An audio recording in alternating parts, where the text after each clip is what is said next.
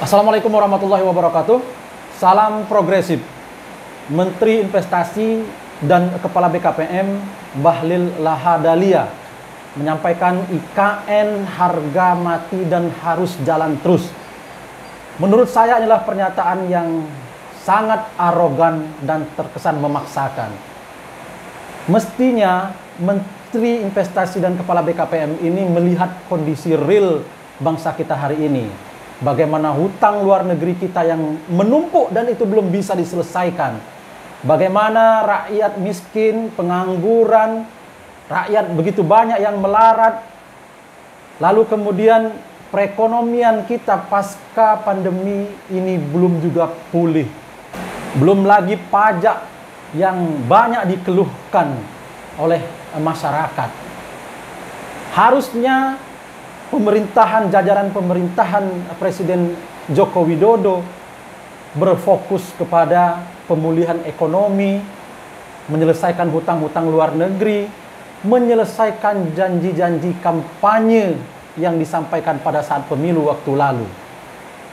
Kalau seandainya persoalan-persoalan hutang luar negeri sudah diselesaikan, lalu kemudian perekonomian sudah membaik, tingkat kemiskinan, angka pengangguran sudah bisa ditekan, dan rakyat sudah makmur, kemudian bangsa kita sudah mampu sejajar ataupun bersaing dengan negara-negara berkembang ataupun negara-negara maju, barulah kemudian kita berbicara pemindahan ibu kota negara. Tapi untuk saat ini, apa urgensi yang sangat mendesak sehingga harus memaksakan diri sebagaimana pernyataan IKN harga mati. IKN harga mati seolah-olah tidak ada pilihan lain. Padahal proyek IKN ini bukanlah sesuatu yang sangat mendesak yang harus dilaksanakan sesegera mungkin. Karena yang harus ditata adalah bagaimana kemudian perekonomian terlebih dahulu. Kita bisa pantau bagaimana kesulitan pemerintah Presiden Joko Widodo dalam membangun proyek IKN. Kita masih belum bisa berdiri di kaki sendiri untuk membangun proyek yang spektakuler ini, yang menghabiskan dana yang sangat fantastis dengan kemandirian bangsa kita ini.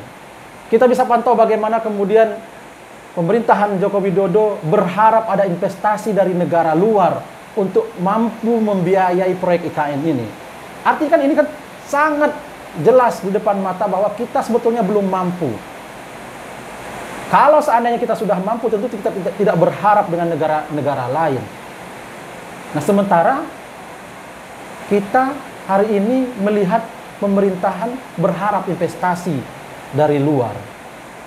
Saya mengetuk hati Presiden Joko Widodo, Menteri Bahlil Lahadalia, haruslah kepentingan masyarakat dahulu diutamakan ketimbang mengurusi proyek IKN yang belum begitu dibutuhkan bagi negara kesatuan Republik Indonesia ini.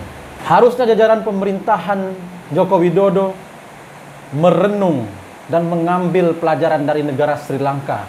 Jangan sampai negara kita menjadi seperti negara Sri Lanka yang ambruk akibat ketidakmampuan membayar hutang. Dan jangan sampai negara kita ini ambruk hanya karena ambisi pemerintahan Joko Widodo untuk kemudian mengurus proyek IKN yang nanti bisa berakibat ambruknya negara ini karena ketidakmampuan keuangan kita untuk mendanai proyek IKN ini. Salam progresif.